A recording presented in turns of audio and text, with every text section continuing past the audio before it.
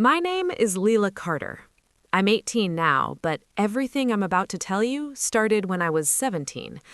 3 months after my mom died, my stepdad sat me down and tried to take everything she left me. Not ask, not suggest. He tried to take it. And yeah, I didn't scream, I didn't flip the table, I didn't cry. I just said one sentence. You should read what she left you first. And trust me, that sentence changed everything. Before I tell you what happened that night, let me take you back.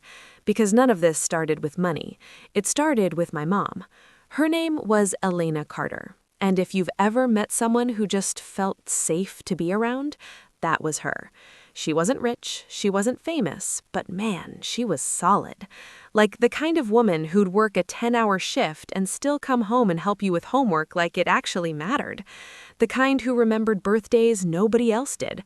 The kind who made you feel like the world wasn't as messed up as it actually is. Then cancer showed up. Stage 3, ovarian, out of nowhere. Like life just said, yeah, let's ruin everything real quick. She fought it, hard. I'm talking chemo, surgeries, days where she couldn't even stand, but still smiling at me like, we got this, kid. But deep down, she knew. And I think she started preparing way before I even realized. One night, maybe a month before she passed, she called me into her room. She looked tired. Not sick, just tired in a way that felt final. She grabbed my hand and said, Leela, not everyone who calls themselves family is actually on your side. I laughed it off. I was like, Mom, you're being dramatic. She smiled a little. No, I'm being prepared. Then she said something I didn't understand at the time. When things get messy, go to Harper. That was it. No explanation, just a name. She passed away on a Thursday morning, and I swear the world had the audacity to look normal. People were driving, kids were laughing, the sun was out, like nothing happened, like my whole life didn't just collapse in 1 second. Now here's where things get complicated. My biological dad dipped when I was 8, so legally my stepdad, Marcus, became my guardian. Marcus wasn't always bad, at least not in the beginning. He was quiet, kept to himself, didn't really try to bond with me, but didn't mess with me either. Neutral energy. You know the type. But after my mom died, everything changed, and not slowly, overnight. First week, he was acting all supportive. Take your time, grieve however you need. Second week, things got weird. He started asking questions, subtle at first. Did your mom ever mention savings? Any life insurance stuff? Third week, no filter, straight up asked, how much did she leave you? That's when I knew. This wasn't concern. This was calculation. See, my mom wasn't rich, but she was smart.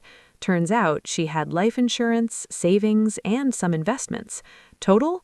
Around $300,000. Not billionaire money, but enough to change someone's life. Or show who they really are. One night, Marcus called me into the kitchen, sat me down like it was some business meeting. He had papers laid out. Real official-looking stuff. Leela, he said, we need to be practical here. Anytime someone says that, just know something shady is coming. He kept going. That money, it should be managed properly, by someone with experience. I already knew where this was going. So, you? I asked. He didn't even hesitate. Yeah. Then he dropped the line that still makes my blood boil. Took care of your mother. It's only right. Took care of her?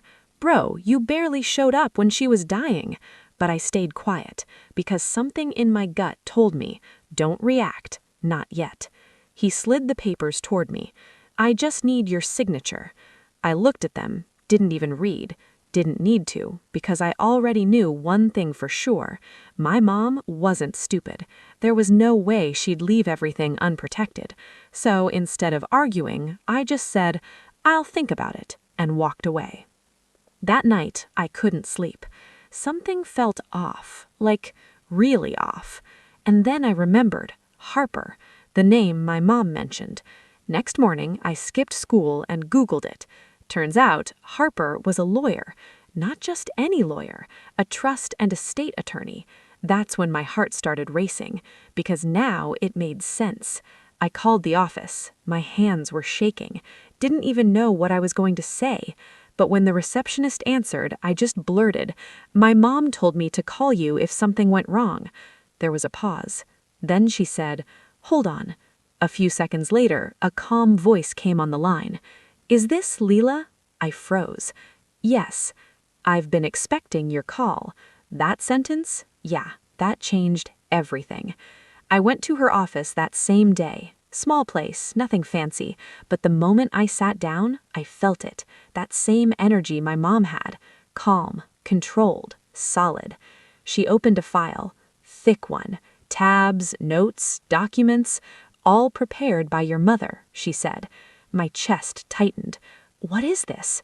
She looked me straight in the eyes. This is your protection. Turns out, my mom had created an irrevocable trust. Everything was locked, untouchable, controlled by Harper, not Marcus, not anyone else. And then she said something that gave me chills. Your mother anticipated pressure. Not maybe, not possibly. She knew. Then Harper pulled out an envelope, cream-colored, sealed, my mom's handwriting on it. For Marcus when the time comes. I stared at it. My hands literally went cold. "What's in it?" I asked. Harper didn't smile. "Truth." And that's when I knew. This wasn't over. Not even close. When I got home that night, Marcus was waiting. And this time, he wasn't pretending anymore. And what happened next? Yeah, that's where everything exploded. When I walked back into the house that night, I already knew something had shifted. You ever get that feeling, like the air itself feels different? Yeah, that. Marcus was sitting in the living room, lights off, just the TV glow flickering across his face. He didn't say hey, didn't ask where I'd been. He just looked at me and said, "Did you sign it?" No warmth, no patience, just pressure. I set my bag down slowly. No. Silence. Not the calm kind, the dangerous kind. He leaned forward, elbows on his knees. "Lila, I'm trying to do what's best for you." I almost laughed. Almost. Because people who are actually trying to help you, they don't sound like that. They don't feel like that. "I talked to a lawyer," I said. That's when his expression changed. Just slightly, but I saw it. That flicker. That moment of, "Oh." "What lawyer?" he asked. "Harper." Now that name hit him. Hard. He leaned back like I'd just slapped him. "Your mom set something up, didn't she?" I didn't answer. Didn't need to. Because now he knew. The game wasn't going the way he planned. For a second, he just stared at the floor. And then he switched, just like that. His voice softened. "Lila, listen, I know you're hurting. I know this is confusing." Confusing? No, it wasn't confusing anymore. It was crystal clear. He stood up, walked closer. "You're young. You don't understand how money works. People can take advantage of you." The irony? Wild. I looked at him and said, "Like you're trying to?" That's when the mask dropped. Completely. His jaw tightened. His eyes went cold. "Watch your tone." There it was, the real him. "I'm not signing anything," I said. Simple, clear, final. And that's when he said something I'll never forget. "If you're going to act like this, maybe you shouldn't be living here." Let that sink in. 17 years old. Just lost my mom. And the man who was supposed to protect me, threatening to throw me out because I wouldn't give him money. I didn't cry. I didn't beg. I just nodded. "Okay." And I walked to my room, closed the door, sat on the floor, and for the first time in weeks, I let it hit me. Everything. Not the money, not the house. Him. The betrayal. The realization that I was alone in that house. But here's the thing nobody tells you. Rock bottom, it's not always loud. Sometimes it's quiet, still, and weirdly clear. Because sitting there on that floor, I realized something. I wasn't powerless. Not anymore. Next morning, I packed a small bag, just essentials. Clothes, phone, my mom's necklace, and that envelope. I didn't tell Marcus where I was going, didn't leave a note, didn't explain, because I didn't owe him that. I went straight to Harper's office. She looked at me once and said, "It got worse, didn't it?" I nodded. I handed her the envelope. "I think it's time." She didn't open it, not yet. Instead, she picked up the phone. "Come in today," she said. Short, direct. No room for negotiation. Marcus showed up an hour later, angry, confused, trying to stay in control. The moment he walked into that office, I saw it again, that flicker. Because deep down, he already knew. This wasn't going his way. We all sat down. No small talk. No pretending. Harper looked at him and said, "Before we go any further, you need to understand something." Her voice, calm, but heavy. "You have no legal access to Lila's trust. None." Marcus tried to interrupt. "I'm her guardian." "No," she cut him off. "You are her guardian in name, not in financial authority. The trust overrides that." Silence. "You cannot access it. You cannot control it, and any attempt to do so will be documented." That hit. Hard. But Harper wasn't done. She reached for the envelope, placed it on the table, and looked at him. "This is from Elena." His face changed. Not anger this time. Something else. Something uneasy. "I don't need to hear this," he said. "You do," I said. Quiet, but firm. And for the first time since all of this started, he listened. Harper opened the envelope, unfolded the letter, and started reading. "Marcus, if you're hearing this, then something went wrong." The room went still, like everything paused just to listen. "I don't hate you, but I don't trust you." Marcus blinked. Like that line alone hit harder than anything. "I've watched how you avoid hard choices, how you let situations decide for you instead of standing up." His hands tightened. "And when it comes to Lila, that scares me." I felt my chest tighten, because this wasn't just about him anymore. This was about me. "I know you'll try to justify things, tell yourself it's for the greater good, that you deserve a say." Harper's voice stayed steady, but the words, they were cutting deep. "You don't." Silence. Heavy. Unavoidable. "This money is not a gift. It's a shield." I felt that. Every word.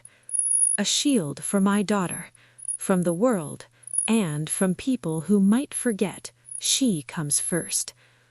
Marcus's breathing changed. Slower. Heavier. "If you're asking her for it, you've already failed her." That was it. That was the moment he broke. Not loud, not dramatic, just cracked.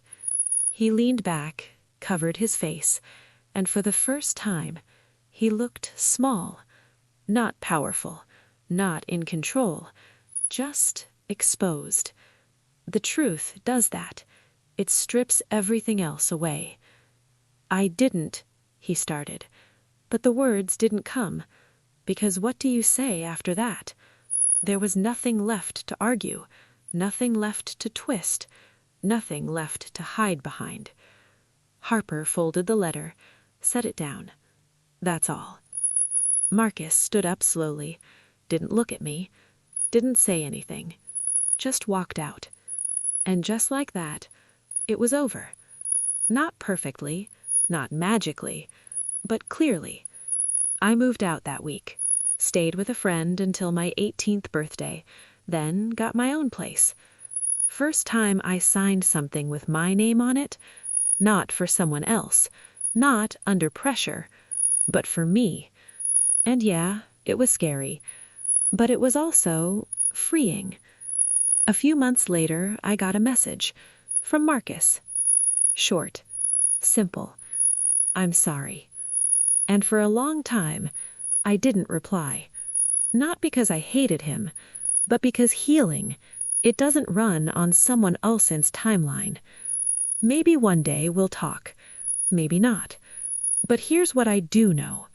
My mom didn't just leave me money. She left me boundaries. She left me protection. She left me the strength to say no, even when it wasn't easy. And if you're listening to this right now, and someone is trying to guilt you, pressure you, or manipulate you into giving up what's yours, listen carefully. That's not love. That's control. Real love, it protects you, even when it's not there anymore. My name is Lila Carter, and I didn't lose everything when my mom died, because she made sure no one else could take what she left behind. And that changed my life forever.